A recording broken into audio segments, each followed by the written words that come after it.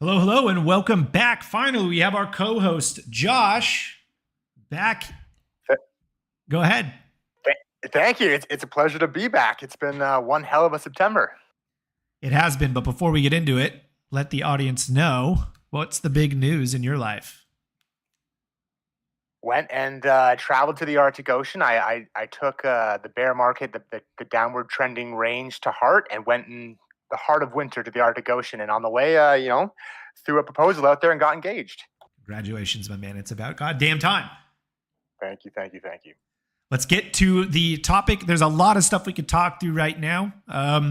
But to be honest with you, you're absolutely right. The summer hasn't really given us a whole lot of opportunity in the crypto market, but this September, particularly the last 2 weeks, we might start seeing a change of direction, a little bit of bullish sentiment flowing back into Bitcoin in particular. That's where I want to start. Charts up on the screen. Why don't you go ahead and take us through what you're thinking about the BTC chart?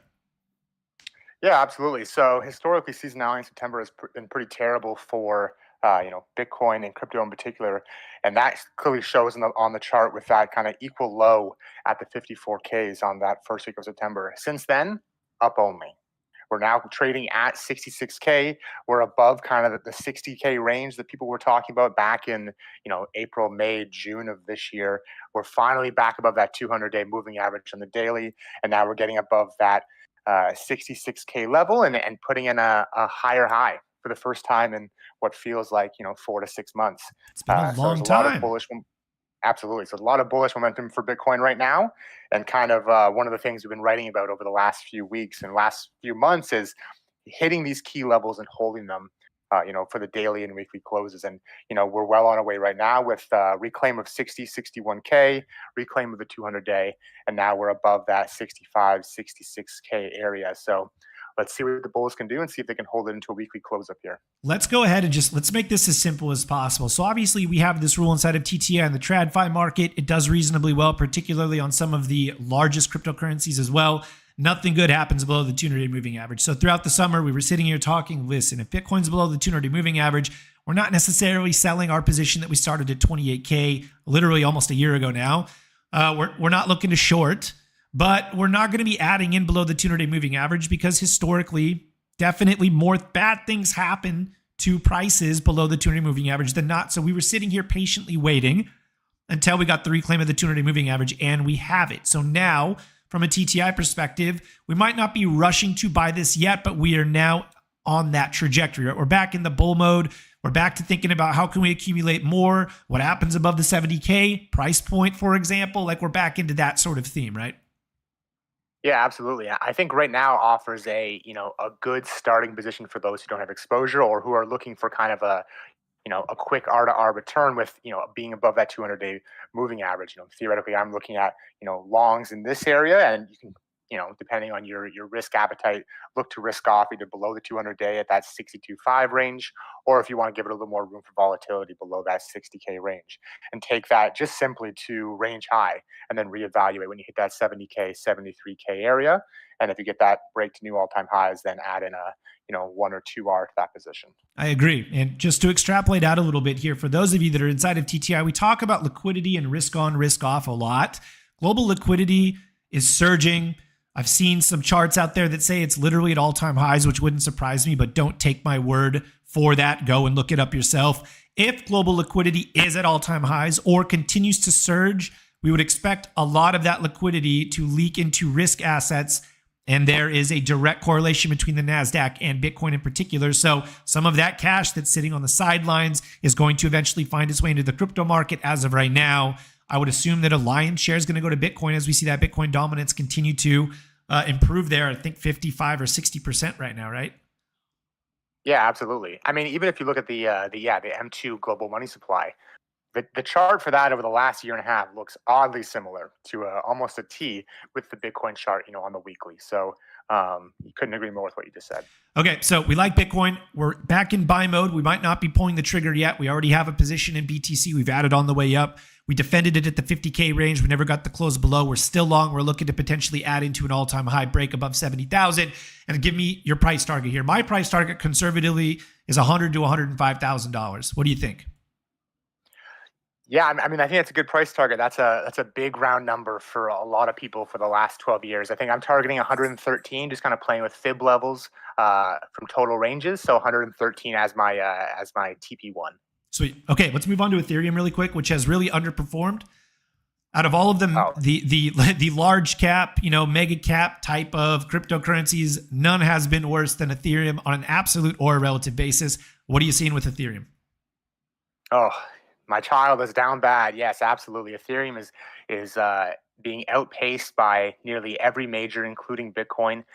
And at this point, we're deep below the 200-day moving average. The 200-day moving average is now curling to the downside. So I don't think anyone should be looking to touch us until we can actually clear that 200-day. If you want to get exposure early and try to front run that move that is going to be highly choreographed, you can look for an entry above 2,900, kind of have that support flip to resistance. If we reclaim that level, then you can put a starter position on the books. But otherwise, we don't want to touch this, especially in comparison to, other majors like BNB and Sol, which are both outperforming. If you take a look at the Sol ETH chart, Sol ETH pair trade, that looks like a massive cup and handle if you zoom out, and that ratio chart is breaking to all-time highs. I mean, we've talked about this before, right? We already have it charted. We've talked about this like 6 months ago we saw this strength 6 months ago in Solana, but it's strength in Solana, but also incredible weakness in Ethereum, which is why we're seeing Solana outpace Ethereum, right? On a relative basis, if we look at Ethereum against BTC, for example, we're going to see a really nasty chart here. We're going to see like multi-year lows. And here we go. We broke a support. We're down here at multi-year lows. This is not something that you want to go on bottom fish. Even if Ethereum starts to find support, maybe a series of higher highs, the opportunity cost of owning Ethereum over something like a Solana, a Bitcoin, or potentially even a BNB is huge. You might make a couple bucks, but will you make as much money as some of the other majors? I don't think so, at least given what we've seen over the last few years. Ethereum definitely the weakest. Yeah, absolutely. I mean, if you zoom out on that ETH BTC chart, we are now sitting at support from levels not seen since 2019, 2020. And so, I mean, where it's at now is really the do or die bounce area. Yeah. If ETH continues to outperform and drops below that, then, ETH has, as of right now, failed this cycle. And so, yeah, this is where you'd expect Ethereum to dig in, right? If Ethereum wanted to start outperforming again, you'd expect it to dig in here. You're absolutely right. Previous cycle highs there at 2019, 2020 to 2021. If we start to really dig in and maybe outperform, there could be that pair trade of Ethereum against Bitcoin. But as of right now, we have to call it the way that we see it. And Ethereum is underperforming Bitcoin. And I want to move on to the next major because you brought it up, Solana. So let's go ahead and move to Solana really quick. What do you see here with Solana? I mean, Solana's been one of the very few coins in the last 6-month trend, downtrend, that hasn't broken its market structure and continues to range. We've talked every week that we've chatted, and every week that we've submitted newsletters to folks in TTI that if Solana gets down to the 120 range, that's a buy. It has continued to hold that support and has done so for now 7 months straight. And evidently, it's bounced hard right now. It's above the 200-day moving average, so it's looking like a great entry point to take this to range highs. And if you want to wait a little bit to make sure that we don't put an equal high in above this kind of 160 to 163 area, Yep. Then the chart looks fantastic. And I'm confident this Solana will be going to new all-time highs sometime in the, in brackets, near future. I mean, we were just talking about relative strength. Now let's talk about absolute strength. You're absolutely right. Digging in at the 120, support range. We found support there multiple times. Every single time we bounced off there and hit up into this range. Eventually, when the market does flip, when the market does say, okay, it's time to go, we would expect Solana to really outperform almost all of the majors from a percentage standpoint. There is an incredible amount of absolute and relative strength in this chart. I'm going to tell you guys something really quick because the crypto community in particular tends to be very cliquey. You tend to love a certain crypto because of the project or whatever. We're technical traders. I don't particularly care which one outperforms. My job is to figure out which one has the highest probability to outperform and own it so I can make the most amount of money. Solana looking like, I absolutely agree with you, looking like it's going to lead out of this cycle as soon as we start to hit all-time highs in Bitcoin, assuming money flows into these majors as well. Solana is probably going to be my number one trade here. I think that, like you said, we cleared 205. I think we have a straight line to 260, and I wouldn't be surprised to see above 260 in the event that everything is starting to break out. So Solana, my favorite. I 100% agree with you. Let's move on to BNB really quick. Speaking of BNB, shout out. CZ is getting released potentially today. But he also, there's news out there that says Sunday. So this is obviously Binance Coin. Josh, what do you see with BNB?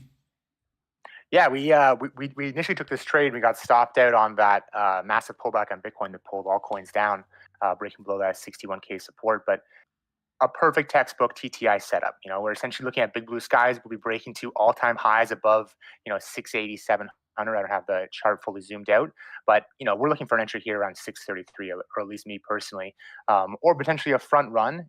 Theoretically, if you want to, if you see CZ being released from jail as a bullish indicator and getting more eyes in the chart. And so, I mean, to be honest, I'm long a BNB right now because of that, because of the technicals, as well as that narrative that CZ is jokingly a bullish unlock for this coin to rip. But a perfect setup, tapping resistance, 1, 2, 3, 4, 5, 6, 7, call it 8 or 9 times. And we're consolidating underneath all-time highs at 670, right? So you want to take a little bit of an early entry here at 630. If you're under the assumption that this risk-on wave is going to continue, let's forget the CZ thing, although you're right. In crypto, that stuff tends to matter. News cycles matter a lot more in crypto than potentially TradFi, so maybe. But we love it above 670 no matter what. Like you said, big blue sky setup. We love longing all-time high breakouts because the trade not always going to work perfectly as you see here, but the line in the sand is very easy to risk on, risk off. So if you're long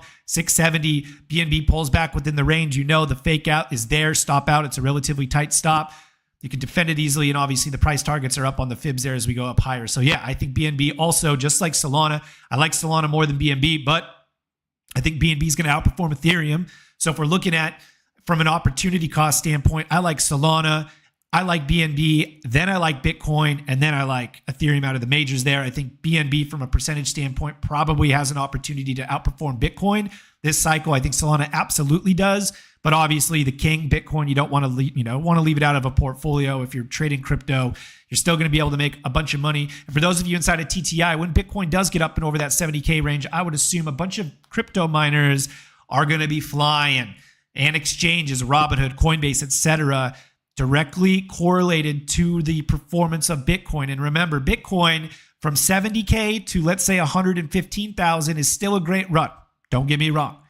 But that's less than 100% move. And these, miners and these exchanges can move multiple hundreds of percent over the same time frame. So from a trading vehicle standpoint, the higher beta trade is going to be a lot of those crypto miners. We'll hopefully be trading both of those, have exposure in both. Okay, so I appreciate the majors. We have about 5 or 6 minutes left. Let's go through some trade setups. We obviously talked about BNB. We like it above 670. You're taking a little bit of an early entry. We like it up to 950 minimum. We like the Solana trade. We're taking that at the, let's see, what was the price target there we had on Solana? We like the Solana minimum up and over 162, 163, targeting 206, and then beyond that 260. So we're actively looking to get involved again. Give me 2 or 3 charts you're looking at off the beaten path. Yeah, absolutely. So first we're going to look at SUI, SUI. USD, tradable on Coinbase. And there's kind of 2 potential trades here with its outperformance. I mean, you can see it has gone vertical in the last few weeks of this market really kind of accelerating upwards. I'm looking for a essentially all-time high break, just sub of all-time high break at 190, taking this long, big blue skies above that. If not, I'm actually kind of looking at a cup and handle pattern here, looking to see kind of a rejection at that 190 level, potentially a drawback a bit after this kind of extended run up, and then a continued run to all-time high. So I'm watching for both those moves. Regardless, if I see a break above 190-ish, 195, $2, I want to be long SUI and taking that to all-time highs. Otherwise, you can play that cup and handle breakout. If it does occur, we get a pullback, and look for an entry somewhere between 140 and 150 to kind of front run that cup and handle with a half R, and then put the full position on when you see that continued break north of 190, $2. Once again, these are just super simple setups. It's a rounded bottom into a potential breakout to all-time high. If we get a flag built out there, cup and handle, you can absolutely take an early entry off the flag breakout or wait for the lip above 190, 193, 194. At the end of the day, if you're stressing over a penny move, you're probably doing the wrong thing here. SUI up into all-time highs. We love trading these big blue sky setups.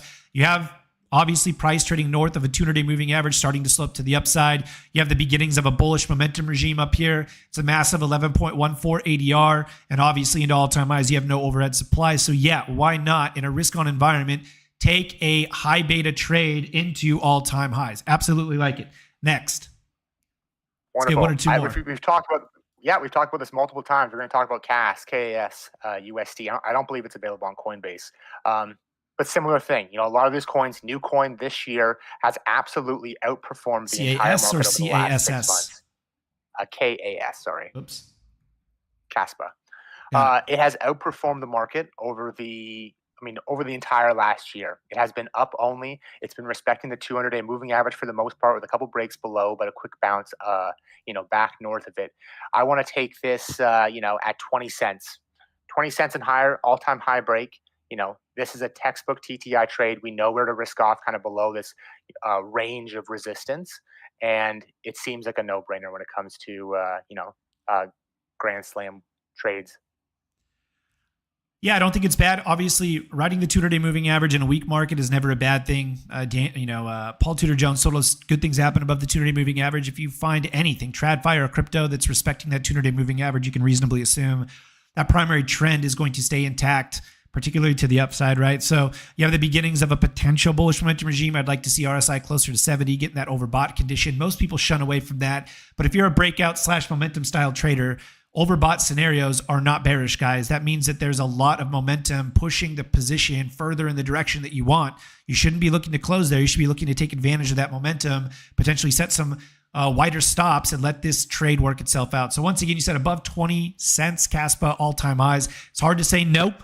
Laddering up the fibs here, I would probably every 5 cents move stop loss up. So 0.25, 0.3, 0.35, 0.4.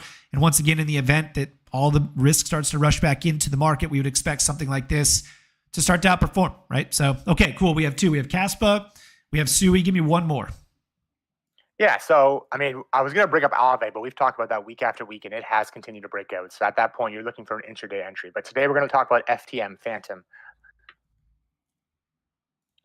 Phantom is a coin from last cycle that had a strong outperformance over the last year and a half. Did a pretty quick 6x up to $1.20.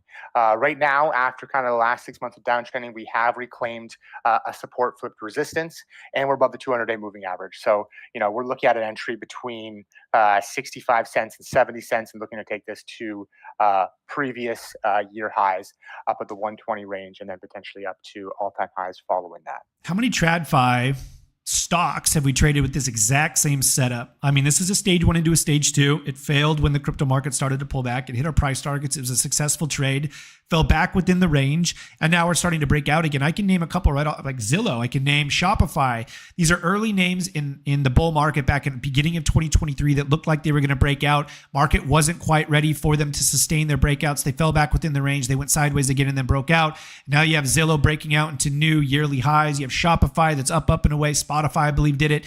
So don't be afraid of these range fails, right? You get the original move, fall back within the range. Just know where your risk is. And as Josh said, he's absolutely right. We're back up and over that previous point of contention at 63. So in my mind, what I'm doing here is I'm playing damn near the exact same trade as we were last time. Why would we not? So taking it above 63 or 64, currently at 70. So you're giving yourself, a little bit of a disadvantage here. Obviously entering at 63 on any sort of pullback would be preferable, but the cool thing about entering here at the 70 cent range is you can throw your stop very, very close to the original entry level. So if we're sitting here and we could just move quickly like 1.5 ADR to the downside, your stop is now sub 60 cents off of a 70 cent entry. You have a 92 and a 140 price target. These are massive potential trades here. So it doesn't look like much, but if you understand how to manipulate your risk to reward to make it worth it, you have about a 2.5. If you can get let's say we buy a little bit of a pullback here, try to get at least a 3-to-1. So look to buy a pullback here. I don't know if we're going to get all the way back down to 63, but 3-to-1 minimum. And if we can move that second price target up, assuming we hit the 92, we can obviously move the stops up, and these things really start to work in our favor. But it all comes down to, does the trend continue? This is one of those trades that worked out well for us the first time. I like it again above 63. Why would we not run the exact same trade idea? Of course, the previous trade doesn't necessarily dictate that this one has to be a winner as well. But when you're looking a bunch of these charts that we're looking at right now in the crypto space are completely destroyed. A lot of them. They look like Ethereum. They're dog shit, to be 100% honest with you. You have to pick through the ones that are salvageable. FTM, one of the better looking ones. I'll admit, I like the SUI trade the best out of all three of these. I think it's the easiest. Not saying that it's going to outperform, but I think it's the easiest read. All-time highs, round and bottom breakout, accommodative 200-day moving average, accommodative bullish momentum, and it's a higher ADR trade. I think that if you're not a full-time crypto trader and you're just looking to test the water outside of the megas, right, outside of the BNBs and the Solanas, I think SUI's the best setup. Yeah, I couldn't agree more. And I think just one thing quick for everyone listening is that, if you don't need to chase these setups. There are thousands of crypto assets and thousands of coins to trade. There is always opportunity in the market. So if you miss something, don't put yourself at a disadvantage when it comes to risk.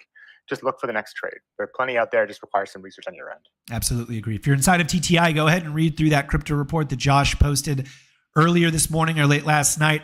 It's filled with a bunch of trade ideas. If you're active in that, feel free to respond to the post. Let us know. Josh likes to talk to you guys. The rest of you guys tuning in for the first time, we do this every Friday, particularly now that Josh is back. We also go live throughout the week as well, looking at different types of stocks, stock reports, etc. So if you like this, feel free to follow along. Hit notify me on those lives, and you'll be notified right before I go live. All right, Josh, as always, nice talking to you. You as well. It's been a pleasure. Hopefully, Q4 is great for crypto. It looks pretty good for TradFi. There we go. I'll see you in the order.